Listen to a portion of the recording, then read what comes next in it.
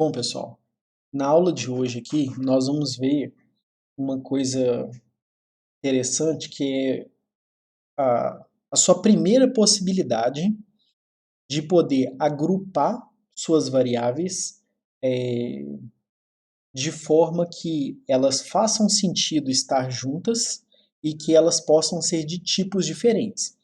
Que até a aula anterior a gente conseguia fazer matriz, a gente conseguia fazer vetor, então a gente conseguia colocar ali, por exemplo, as notas de todos os alunos de uma turma, ou então a gente conseguiria colocar, montar uma espécie de tabela com preço de produtos, quantidade de produtos, essas coisas assim com loja, mas sempre de um único tipo, porque as nossas estruturas elas eram homogêneas. A estrutura propriamente dito, né, que a gente vai ver aqui que a gente chama de struct em C, ela é a possibilidade de nós podermos juntar variáveis de tipos diferentes. Então vamos supor que eu esteja cadastrando um aluno, por exemplo, e ele tem, por exemplo, assim, sei lá, número de matrícula, nome e CPF. É o suficiente. Essas três informações elas são de tipos diferentes. E com o que a gente viu até o momento, a única forma de eu fazer isso seriam três variáveis distintas. Então, elas não estão organizadas logicamente de forma que, quando a pessoa bate o olho no código, ela sabe que aquelas três variáveis estão associadas. Então, a estrutura é que vai permitir que a gente faça isso. Então, olha só. Estruturas de dados heterogêneas. Até agora vimos as estruturas de dados homogêneas, né? Que igual eu falei, vetores, matrizes, as strings, a gente já sabe é uma cadeia de caractere terminada em barra zero, mas todas elas eram de um único tipo. Então, se eu tenho um vetor de inteiros, todos os elementos são inteiros. Ah, se eu tenho uma matriz de float, todos os elementos são floats. Por aí vai. Então, nessas estruturas, todos os elementos da estrutura são de tipos de dados primitivos. Tá? A gente já consegue fazer coisas que não necessariamente são de tipos primitivos. A gente consegue dar uma melhoradinha nisso daí com o que a gente já viu. Mas vamos assumir que eles são de tipos primitivos por enquanto, tá? Para poder ficar mais fácil de entender aqui. No entanto, em muitos casos necessitamos armazenar um conjunto de informações relacionadas formado por diversos tipos de dados primitivos. Ou não, né? Não necessariamente eles precisam ser primitivos. Mas o fato é que eu quero juntar informações que fazem sentido estar juntas numa única variável. Então, do ponto de vista funcional, é equivalente a eu criar três variáveis ou criar uma variável que contém três campos, vamos dizer assim, do ponto de vista funcional. Agora, do ponto de vista lógico, quando a pessoa dá uma olhada no código e vê três variáveis, ela não consegue ver que as três variáveis elas estão associadas. Não, não tem uma forma de você fazer isso a não ser por fatores tipo nome de variável, comentário e etc. Mas não existe essa amarração. Uma variável ela não está ligada com a outra. Agora, quando eu começo a trabalhar com as estruturas de dados heterogêneas, que é o assunto dessa aula, aí a coisa já muda de figura. Porque aí eu viro e falo assim, não, essa variável aqui, ó, ela é heterogênea e ela tem três campos. Então, aqueles três campos, eles fazem parte de uma única variável. Então, fica fácil de a pessoa ver que elas estão semanticamente conectadas. A pessoa olha e vira e fala assim, não, o sentido dela é estar junto. Tá? Então, aqui, ó, exemplo, endereço, né, que eu posso colocar o logradouro, né, o número, o bairro e etc. Ficha com dados pessoais de um cliente, então CPF, nome, endereço, né, eu posso, inclusive, criar uma estrutura que tem estrutura como membro, tá? Então eu consigo fazer isso. Ficha de dados de um produto, então nome, código, valor e por aí vai. Então, variáveis compostas heterogêneas. Quando uma determinada estrutura de dados for composta por diversos tipos diferentes, primitivos ou não, temos um conjunto heterogêneo de dados.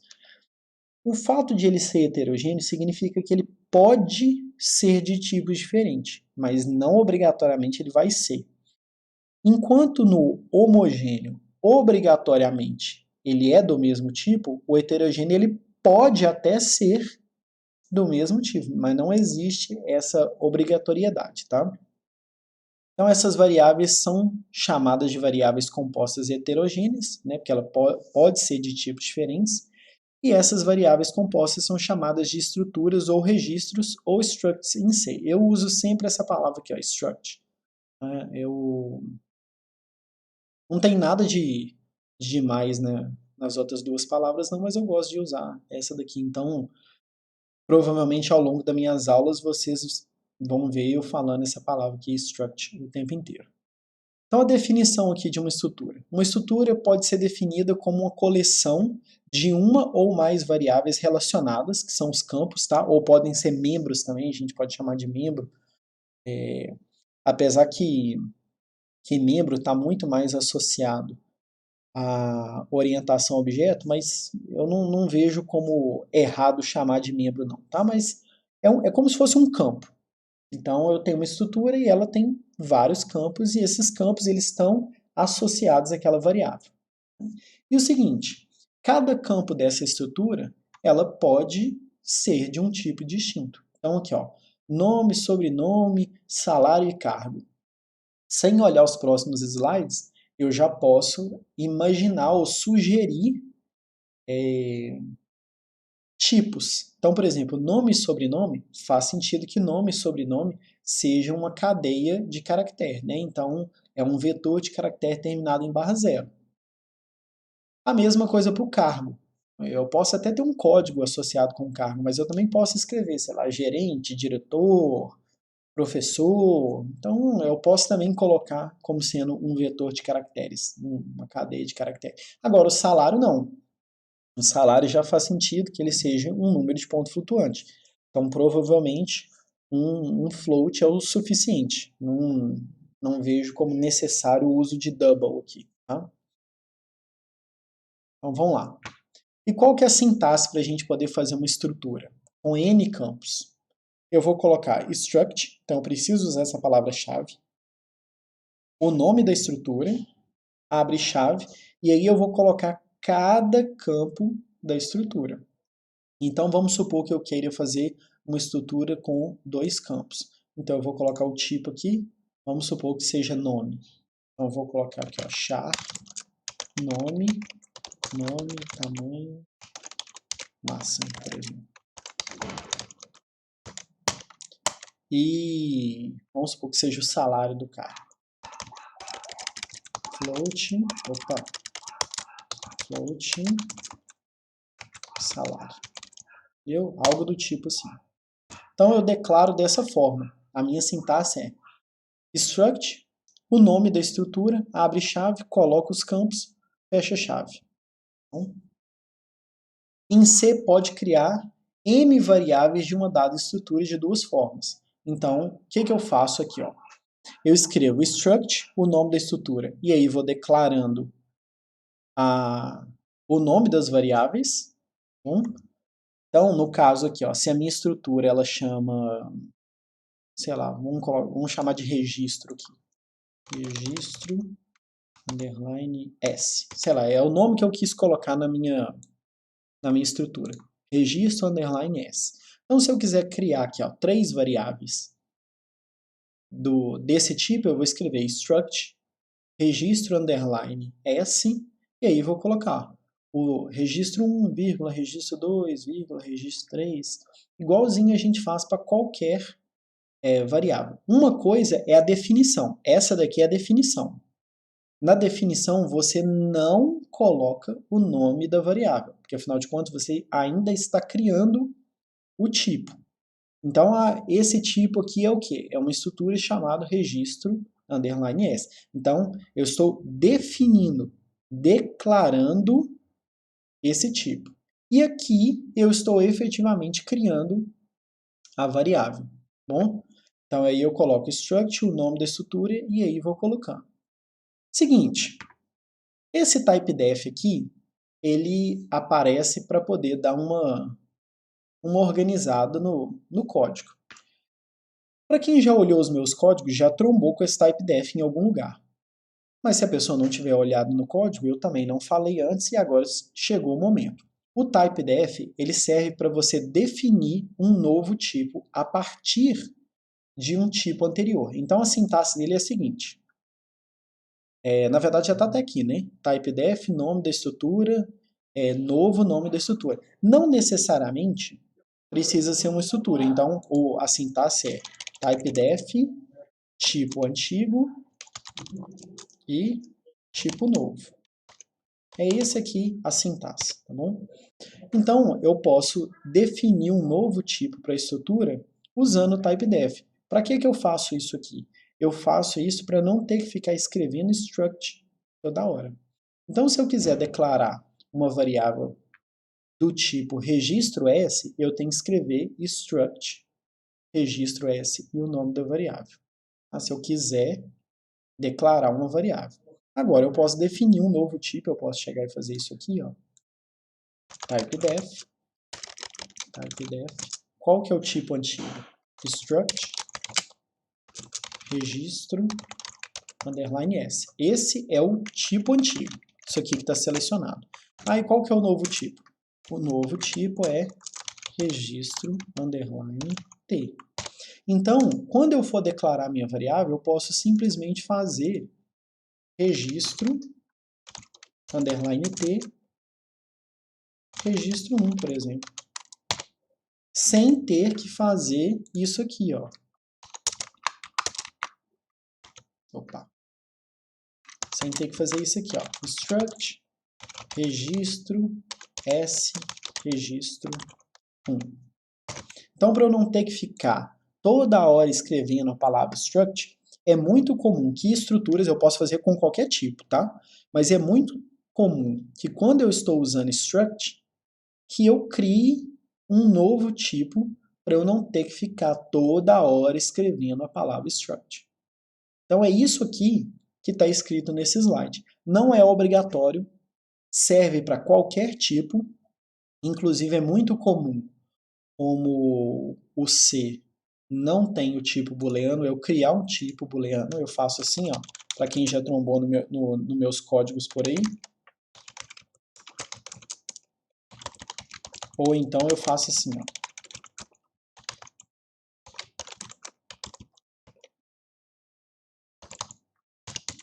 Então eu estou definindo um novo tipo chamado bool, underline t, que ele é um caractere, sem sinal. Tá? Na verdade, o que eu quero dizer é que ele tem 8 bits e pronto, acabou. Tá bom? Então é para isso que serve o typedef. Então, quais são as duas opções? Struct e o nome da estrutura, e depois eu coloco o nome das variáveis, ou então eu crio um novo tipo, que é typedef, nome da estrutura, com o novo nome da estrutura, e aí depois eu declaro usando o novo nome da estrutura, igual está aqui. Ó. Tá? Esse aqui é o nome oficial, que eu tenho que escrever struct, registro, underline S, e esse aqui é o novo tipo chamado registro S, registro T, que eu fiz a partir de um struct registro S. Exemplo aqui, ó, de estrutura que armazena a matrícula e o nome de um funcionário. A gente pode melhorar isso aqui. Esse slide aqui não está modificado, mas o ideal seria, sei lá, nome aqui, ó. Uma constante aqui, não esse 30 aqui, essa constante literal, mas vamos lá. Então essa estrutura aqui chama funcionário, struct funcionário. A declaração da variável f1 é feita com struct funcionário. É a palavra-chave struct seguido do nome da estrutura. E se eu quiser criar um typedef, posso? Claro que pode. Afinal de contas, nós acabamos de ver aqui nos slides como que faz. Então eu posso sim. Agora, isso daqui é a variável. Essa daqui é a definição, tá, da estrutura, a criação desse novo tipo. E aqui a criação da variável, que é onde eu estou declarando a variável propriamente dito. Então vamos lá. Em geral, a definição de um tipo de estrutura deve ficar fora do programa principal e de qualquer subrotina, significa que ele não fica entre abre e fecha chave nenhum. Tá? É como se ele ficasse fora das suas funções. Ele fica ali disponível para todo mundo que está depois dele, porque como a gente já viu, em C eu só posso usar algo que eu já tenha visto. Então vamos lá, vamos abrir aqui o Visual Studio para você. Aqui, ó, isso aqui é até um exemplo. Deixa eu tirar isso aqui que não tem nada a ver, isso aqui é resolução de exercício. Mas aqui, ó, isso daqui é criando um tipo bool underline t com unsigned char. Ou então poderia ser também, igual eu falei, o int 28, eu gosto de fazer esse negócio aqui. Vamos lá. Então, se eu quiser criar uma estrutura, onde eu vou colocar? Eu vou colocar ela aqui, ó, fora de qualquer função. Então, aquela estrutura que está lá. Vamos lá, pegar ela aqui do funcionário. Struct, funcionário. E aí é int matrícula.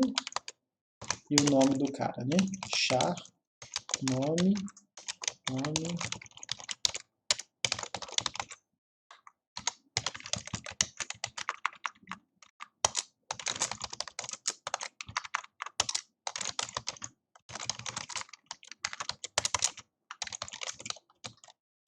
Supondo que pode ter até 50 caracteres.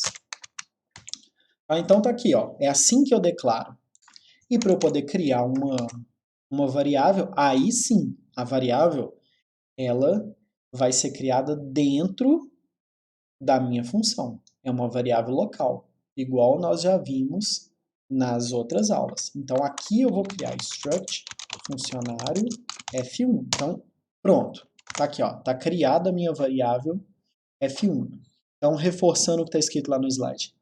A definição da estrutura é feita fora das funções e a declaração da variável dentro das funções. É isso que está escrito aqui. Então, a declaração de uma variável do tipo estrutura deve ficar dentro do programa ou de qualquer subrotina, que é o lugar certo de ficar qualquer variável. Tá?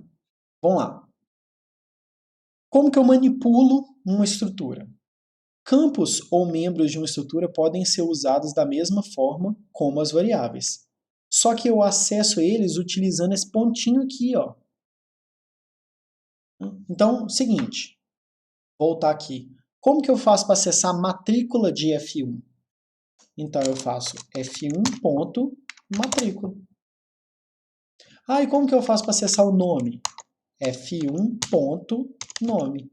Então, eu uso esse pontinho para eu poder acessar o membro, tá, de uma variável do tipo struct.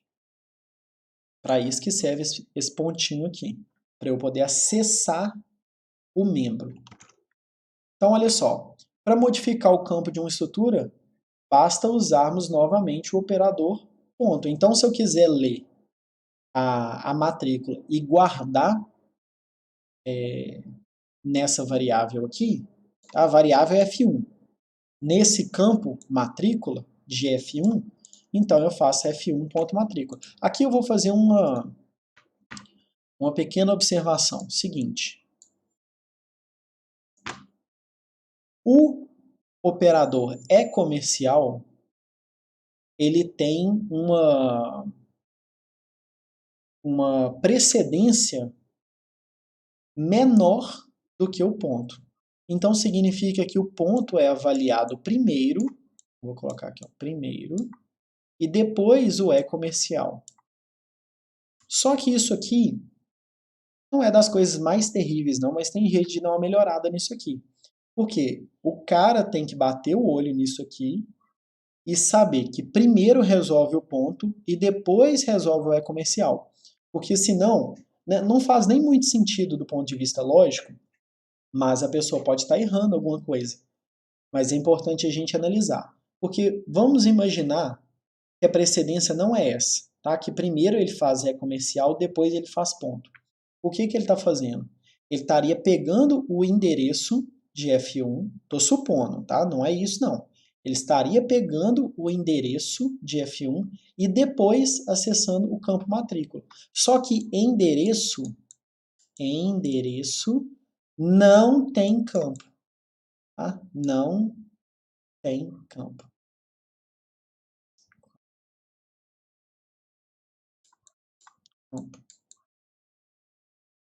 Tá? Então, endereço não tem campo. Então, até que faz sentido eu bater o olho nisso aqui e ver e falar assim, não, com certeza o ponto é resolvido primeiro antes de usar o e-comercial, mas também não custa nada colocar um parênteses aqui. E aí você sabe que primeiro está resolvendo isso, depois está e-comercial. Não é obrigatório, acho que deixa mais legível e quase sempre eu uso esse parênteses. Eu posso acabar esquecendo vez ou outra, mas o mais normal de olhar os meus códigos é encontrar parênteses aqui. Simplesmente porque aí a pessoa bate o olho e ela não tem que saber que o ponto tem precedência sobre o e-comercial. Basta ela saber do parênteses. Pronto, parênteses é resolvido antes. E aí, pronto, acabou. Então aqui, ó, exemplo. Vai ler a matrícula, guardar aqui, e depois vai ler o nome e guardar aqui. Sim. Isso aqui é um exemplo didático bem ruim, mas tá bom. Nós já conversamos sobre isso aqui. Primeiro, falta uma instrução para o cara, seria legal colocar um parênteses aqui, mas tá bom. Agora isso aqui não. Isso aqui, Deus me livre. Não, vou até colocar vermelho aqui. Isso aqui não. Você vai lá, abre um campo para o cara digitar sem limite. Aí ele vai lá, digita 50 caracteres, pronto, destrói seu vetor. Então isso aqui de jeito nenhum, tá bom? E aí depois o que ele faz? Ele mostra a matrícula que o cara digitou e mostra o nome que o cara digitou. E ainda tem um return 0 aqui embaixo para acabar de detonar com o exemplo. Mas tá bom, vamos lá. Eu não tenho fonte desse slide, então não vou modificar. Mas vocês que já estão assistindo às outras aulas conseguem fazer diversas alterações nesse exemplo aqui. Mas o mais importante aqui no caso é mostrar o uso do ponto. Tá? O ponto serve para poder acessar o campo da estrutura. Exemplo 2. Nossa, esse aqui, meu Deus. Ai, cheio de constante literal, mas tá bom. Vamos bater o olho aqui e automaticamente quando você viu esses 50 aqui, você já está vendo que tem uma constante aqui, aqui também, aqui também, aqui também. Deus me livre disso aqui, mas vamos lá. Aí olha só, essa variável aqui, end1, ela tem que estar dentro de uma função. Bom, então, aqui tem só um pedaço, imagina que isso aqui tá tipo assim, ó, dentro de nada, e isso aqui está dentro de uma função. Então é uma variável chamada end1, que ela é do tipo struct este endereço. Tá? Exemplo 3. Faz de conta que eu não estou vendo isso aqui. Olha só o que ele está fazendo. Ao mesmo tempo que ele já está definindo essa estrutura, tá? A definição é tudo isso aqui, ó. É o que está entre abre, fecha e chave. Ele já está dando um novo nome para ela. Olha o typedef aparecendo aqui, ó. Então ele já deu o nome de endereço. Então na hora de criar a variável, ele não precisou escrever struct novamente, ele só escreveu endereço. E isso daqui faz com que eu acesse da mesma forma que se eu estivesse escrevendo struct este endereço. Quando eu crio um novo tipo, ele não destrói o tipo antigo. Significa que eu continuo podendo acessar das duas formas. Aqui, ó. Vou fazer aqui, ó.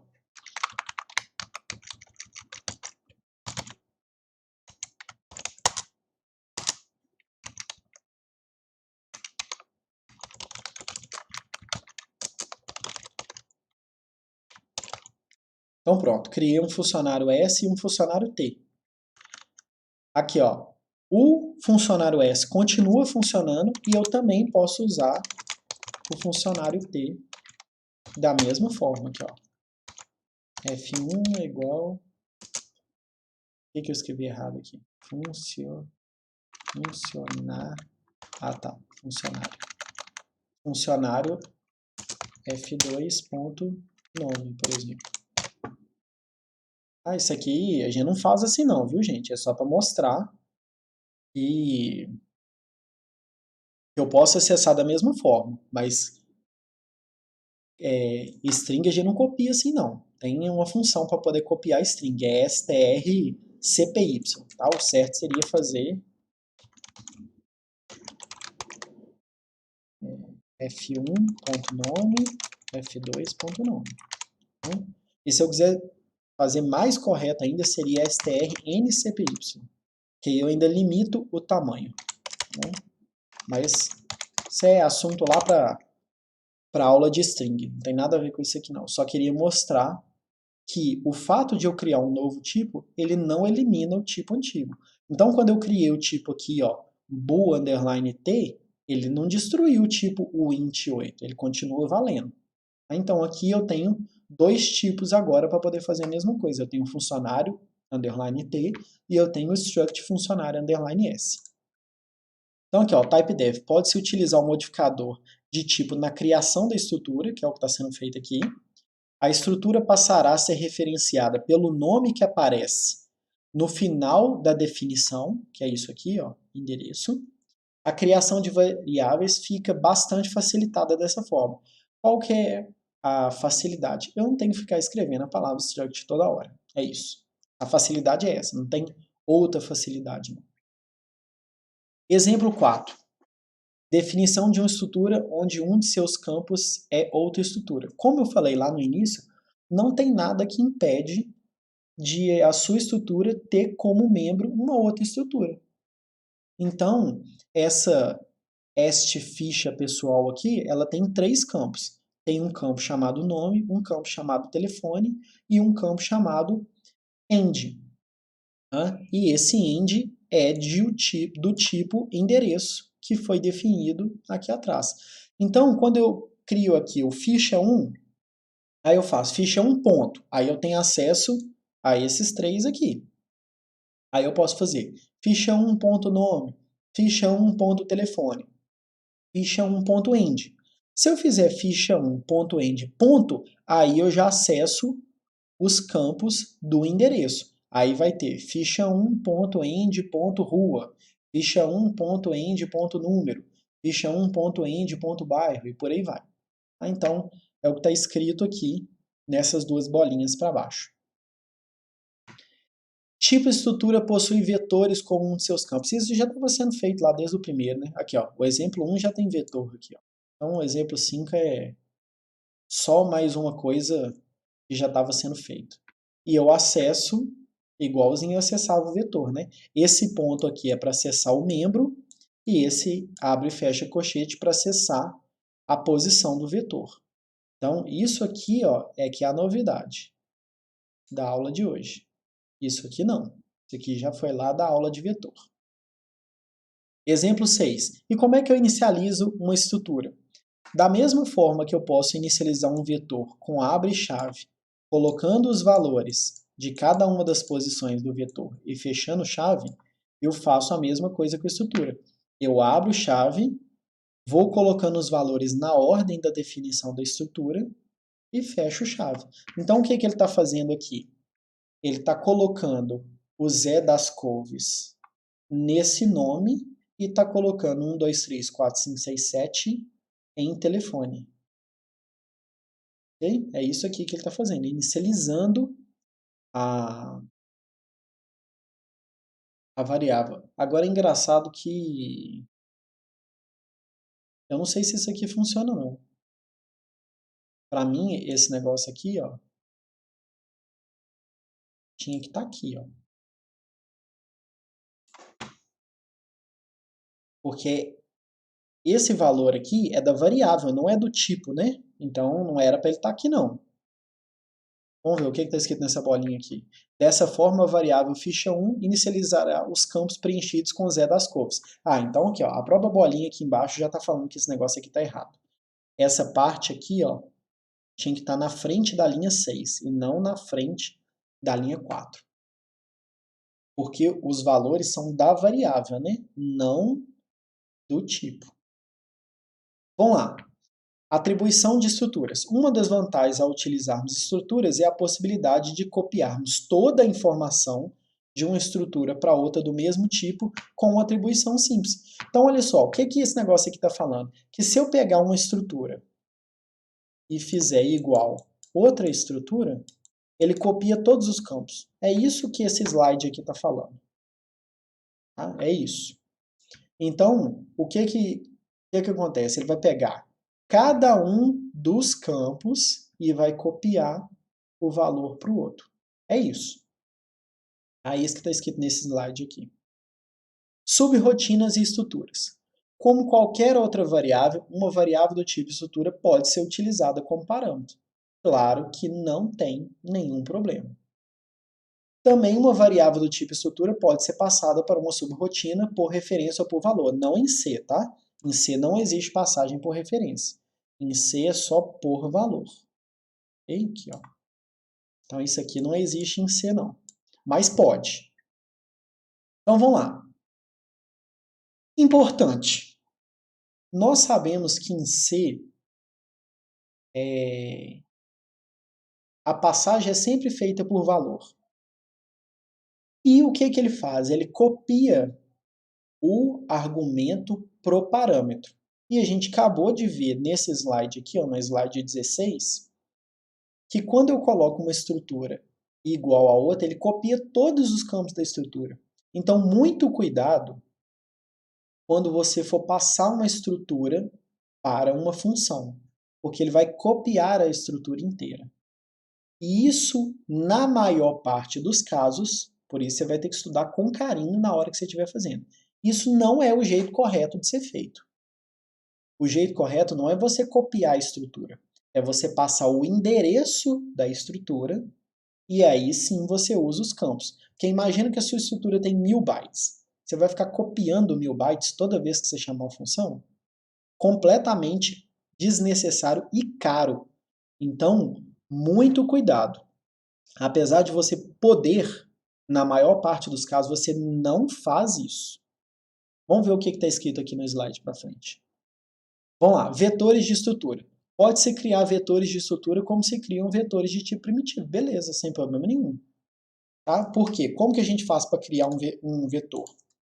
Não é tipo, nome do vetor e tamanho? Beleza. É só substituir o tipo pelo nome da estrutura. Aí pronto, aí eu criei um vetor de estruturas. Então eu vou ter ali 3, 4, 10, o tamanho que eu quiser, elementos do vetor, todos eles do tipo estrutura. Até o momento só fizemos menção a uma única instância de estrutura. Mas a gente já tinha visto a aula de vetor, então mesmo que não tenha falado aqui no slide, é óbvio que você pode fazer. É necessário possuir uma definição da estrutura antes de declarar um vetor da estrutura. Também é óbvio. Isso aqui, ó, vamos lá. Por quê? Porque em C eu só posso usar algo que eu já tenha visto.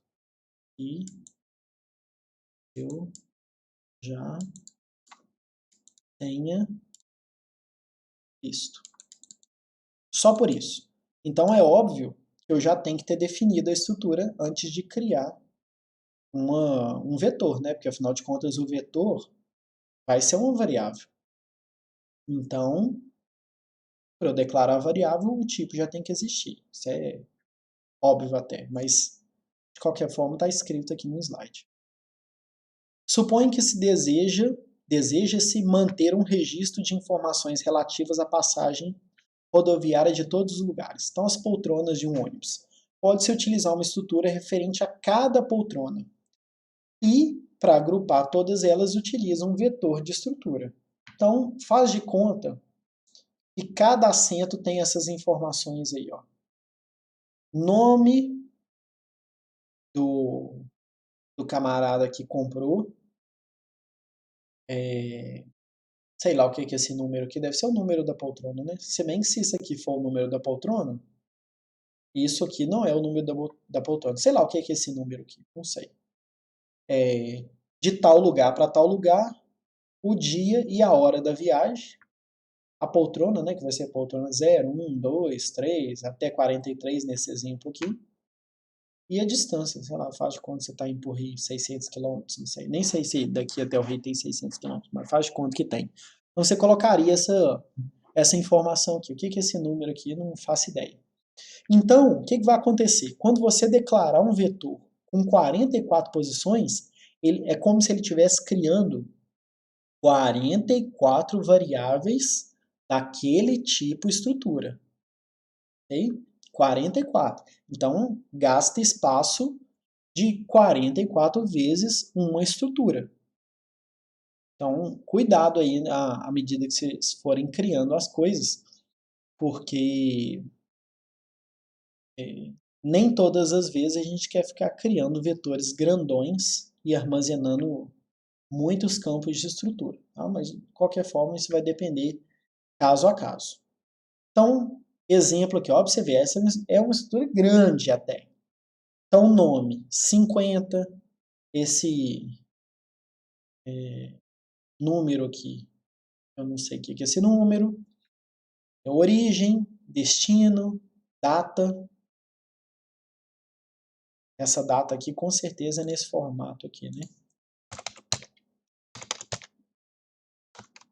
Porque esses são 8, vendo aqui, ó, 1, 2, 3, 4, 5, 6, 7, 8. Data, horário, então o horário aqui também. Deixa eu trocar a cor desse negócio aqui.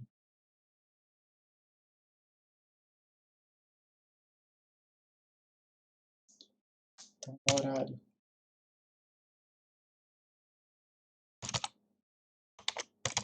Nesse formato, a poltrona e a distância.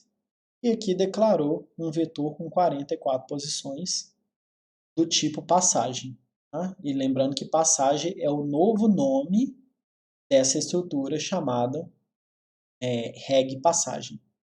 Eu, Leandro, gosto de criar o nome da estrutura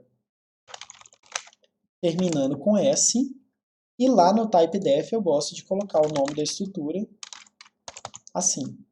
Ah, mas isso é gosto do Leandro. Eu gosto de fazer assim. Então, no meu caso aqui, ó, ela chamaria struct reg passagem underline S, e aqui chamaria reg passagem, ou simplesmente passagem sem o reg, underline T. Ok? E para acessar, como que a gente faz? Isso daqui é só a gente entender. O que é vet passagem? É o vetor. Vetor a gente não acessa com abre e fecha colchete. Então isso aqui, ó, é o acesso ao elemento do vetor. Aí pronto. Já que o vetor é de estrutura, então cada elemento que eu acessar do vetor é uma estrutura. E como que eu faço para acessar o membro da estrutura? Não é com ponto? Então eu uso o ponto depois aqui, ó. Exemplo. Faça um programa que leia o nome e as 4 notas escolares de 8 alunos. Imprima a listagem dos alunos com suas notas em média. Criar um procedimento para leitura, um para impressão e uma função para o cálculo da média. Então vamos lá. Tá aqui, ó, a estrutura. Ref, aluno, nome, a nota aqui, ó, das 4 disciplinas, né? Então, nota 0 é de uma disciplina, nota 1 é de outra disciplina, nota 2 de outra disciplina e nota 3 de outra disciplina. Aí o que essa função calcular média faz? Ela pega aqui um único elemento, tá vendo aqui? Ó, ele está acessando notas, abre colchete I, tá? De quem? Desse notas aqui. E aí o que ele vai fazer? Vai calcular a média daquela disciplina. Bom, daquela disciplina, pelo que eu entendi aqui. Não, se bem que aqui são as notas, espera aí. Então, são as 4 notas do cara. Então, vai dar a média das 4 notas dele. Então, vamos supor que a nota dele é 1.0 F, 2.0 F, 3.0 F e 4.0 F. Então, esse N aqui, tá vendo? Por isso que esses parâmetros com com essas letras assim não significa nada. Eu sei lá o que é esse N aqui. Esse N é o número de notas, tá, que tem dentro desse vetor aqui. Então, o que ele vai fazer? 1 mais 2, 3, mais 3, 6, mais 4, 10. 10 dividido por 4, que é esse N aqui, vai dar 2,5. Então, esse calcula a média, faz isso aí. E esse lê vetor aluno aqui? Nossa, gente, meu Deus do céu, esse gets aqui, mas tá bom. Vamos abstrair isso aqui. Toda vez que vocês virem gets, não é gets que vocês estão vendo, é um fgets, ok? Vamos lá, então lê o nome do cara aqui. Olha pra você ver. Agora o N aqui já significa número de alunos. N aqui é número de notas e N aqui é número de alunos. Beleza. Custava nada chamar de N notas e aqui chamar de N alunos. Mas vamos lá. Ok, aí o que ele está fazendo aqui? Está varrendo todo o vetor de aluno, lendo o nome, as notas dos caras e guardando no vetor. Importante. Para que esse porcento C que está aqui? O porcento C que está aqui é para jogar fora o barra N que fica depois de eu meter Enter nesse scanf aqui. Porque senão o barra N fica guardado no buffer, quando ele voltar aqui em cima, o gets passa direto. Então, esse porcento C aqui serve para jogar fora o barra N da nota que o cara digitou. Aqui o que ele vai fazer? Vai imprimir o vetor, agora N aqui ó, já é N alunos. Beleza. Começa a imprimir aqui os alunos. Olha para você ver, nossa, isso aqui realmente é muito ruim.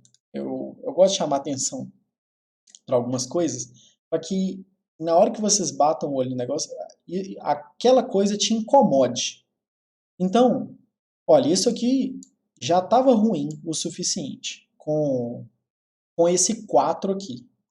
Aí, depois desse 4, tá bem ruim aqui, que poderia ser uma constante, veio e usou aqui o 4, que é esse mesmo 4 daqui. Então, se de repente ele chegar e precisar agora lançar nota de 5 disciplinas, não basta ele só trocar de 4 para 5 aqui. Ele tem que vir aqui, alterar aqui. Ele tem que vir aqui, alterar aqui também, ó. E tem que vir e alterar aqui também. Então, assim, é um exemplo muito ruim para ver que a gente não deve fazer essa coisa horrorosa aqui, ó. Então, vamos lá. Ok, tranquilo. Então, o que ele está fazendo aqui? Imprimindo o nome da galera, calculando a média, depois imprime as notas aqui, ó. Na verdade, ele imprime as notas, calcula a média e imprime a média. E o que ele está fazendo? Criando um vetor de 8 estruturas do tipo aluno, depois lendo e depois imprimindo.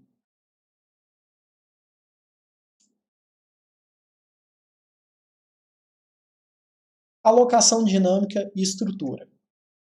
Acontece, estrutura costuma ser custoso, porque afinal de contas a estrutura tende a ser grande. Então, já era ruim a gente desperdiçar memória quando a coisa era pequena. Agora que a coisa é grande, desperdiçar ficou pior ainda. Então, é muito comum que a gente utilize a alocação dinâmica junto com a estrutura. Na verdade, eu posso usar a alocação dinâmica como eu quiser, incluindo estrutura. Então, o que o malloc faz? Ele aloca bytes, mas ele não sabe para que é. Eu já falei isso lá na aula de alocação dinâmica, ele não sabe. Então, se eu chegar e falar aqui, ó, malloc size of ponta, ele vai virar e falar assim, olha, aloca 8 bytes para mim. Por que 8 bytes? Porque o size of dessa estrutura ponto é 8, porque ela tem dois membros, um membro chamado x e um membro chamado y, ambos do tipo float, e float é de 4 bytes. Tá? É a mesma coisa dele estar criando aqui um 8 bytes na memória, tá? Só que feito de forma dinâmica. O malloc não sabe para que isso serve não, viu, gente? Agora, dado que eu aloquei 8 bytes, aí eu vou falar, não, esses 8 bytes não é para eu fazer qualquer coisa com ele. É para eu armazenar um ponto. Então eu faço um cast aqui para ponto pointer. Né? Aí beleza. Um ponteiro para uma estrutura do tipo ponto. Agora vamos lá. Sobre essa bolinha aqui, ó. Essa aqui. O asterisco, ele tem prioridade menor que o operador de ponto. Então significa que quando a minha variável ela é um ponteiro para uma estrutura, eu não posso fazer isso aqui, ó. Eu não posso fazer ponteiro ponto. Eu não posso. Por quê? O que ele vai tentar fazer aqui? Ele vai tentar achar pegar o valor aqui, ó, dessa variável, tá? Só que essa variável aqui, ela é um endereço, né? Porque ela é um ponteiro. E nós já vimos nesse slide aqui, deixa eu achar ele.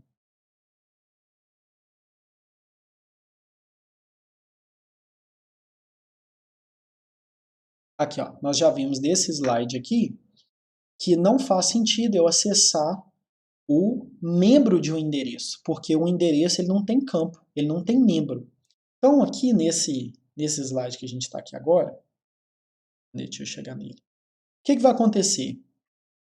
Se eu não colocar o parênteses aqui, deixa eu até trocar de cor. Se eu não colocar o parênteses, ele vai tentar fazer o ponto x de um endereço. E aí não tem como, né? Então o que eu preciso fazer? Eu preciso colocar o asterisco e o ponteiro entre parênteses para ele resolver isso aqui primeiro, para depois ele acessar o campo. Então, olha só, o ponteiro, o asterisco não faz ir para o local. Então, se eu tenho o endereço de uma estrutura, quando eu faço asterisco endereço, eu vou para a estrutura. Então, pronto. Isso aqui me faz ter agora a estrutura. E aí, o que eu faço? Dado que eu tenho a estrutura, eu acesso o campo dela. Então, eu não posso esquecer desse caso aqui de colocar parênteses. Aqui era opcional. Deixa eu voltar. Aqui, ó. Aqui é opcional o parênteses. Aqui é obrigatório. Cadê? Aqui, ó. Aqui é obrigatório. Só que ficar fazendo esse negócio aqui é chato demais. Demais, demais, demais. Então, o pessoal do C criou uma sintaxe, que nós vamos ver aqui no próximo slide, que é a seta. A seta é o seguinte: todas as vezes que a minha variável aponta para uma estrutura, eu acesso o campo daquela estrutura apontada pelo endereço usando a seta. Então a seta, ela faz automaticamente isso aqui que a gente está vendo. Ó. Eu posso fazer assim, mas eu também posso fazer assim. Ó. Olha que lindo. Muito mais elegante. Porque quando eu vejo uma seta, garantidamente o que está antes da seta? Um ponteiro para uma estrutura. Então, se eu vi a seta, o que está antes dele é um ponteiro para uma estrutura. Ok? Sim, com o que a gente viu até agora, né? Existe união, mas como a gente não viu, dado essa seta aqui, só pode ser um ponteiro para uma estrutura, que é das coisas que a gente já estudou. Então, beleza. Isso daqui dá uma legibilidade muito bacana para o seu código, porque você não fica colocando parênteses desnecessariamente. Isso aqui em nada aumenta a legibilidade do seu código, tá? Em nada. Isso aqui, na verdade, fica o tempo todo te forçando a fazer isso, sendo que você tem isso aqui. Agora, e se eu não tivesse? Aí se eu não tivesse, beleza. Eu faria isso aqui, porque é a única opção que eu tenho. Agora, dado que eu tenho essa opção de usar seta, não vou ficar usando esse negócio aqui, porque vai deixar o meu código mais poluído, colocando parênteses, esse asterisco aqui, tudo para poder fazer uma coisa que essa seta já faz. Então, provavelmente vocês vão ver nos meus códigos essa seta aqui. Raramente eu uso esse cara aqui. Não significa que eu não uso, mas é com muito pouca frequência. Geralmente eu gosto mais de usar essa setinha aqui. Deixa bem mais legível o código da gente. E aqui, vamos lá. Alocação dinâmica, né? Aqui é para alocar 4 vezes o tamanho de um ponto. Então aqui é como se eu estivesse passando 32. A gente já viu que o ponteiro ele aponta para o início, né, onde começou aqueles bytes alocados, e aí eu posso tratar também como se fosse um vetor. Tá? A sintaxe é a mesma. Então tá aqui, ó. Ah, eu quero acessar o segundo ponto, então eu coloco abre colchete, fecha colchete. Porque aí eu estou indo na segunda posição do vetor e acessando o campo X. Ok? E aqui liberando a memória, né? A gente já viu que todo malloc precisa estar associado com um free. Exemplo, vamos lá. E se elemento da estrutura for do tipo ponteiro? Não tem nenhum problema. A sua estrutura ela pode ter campo do que ela quiser, inclusive ponteiros. Então, se a sua estrutura tem um campo que é ponteiro, você vai alocar espaço e colocar o endereço lá naquele ponteiro e depois, quando não for necessário mais, o que você faz? Desaloca. Então, a minha estrutura aqui, ó, chamada ponto, tem um membro chamado pontinhos, que é um endereço, tá, para elementos do tipo float. O que eu fiz? Vou lá e crio 4 pontos. Então, aqui, ó, a minha variável chama ponteiro ponto, aloquei espaço para 4 pontos, e aí depois eu vou em cada ponto, tá? Então eu tenho aqui, ó, um vetor com 4 posições. Cada posição dela é o quê? Cada posição dela é um ponto. Ponto.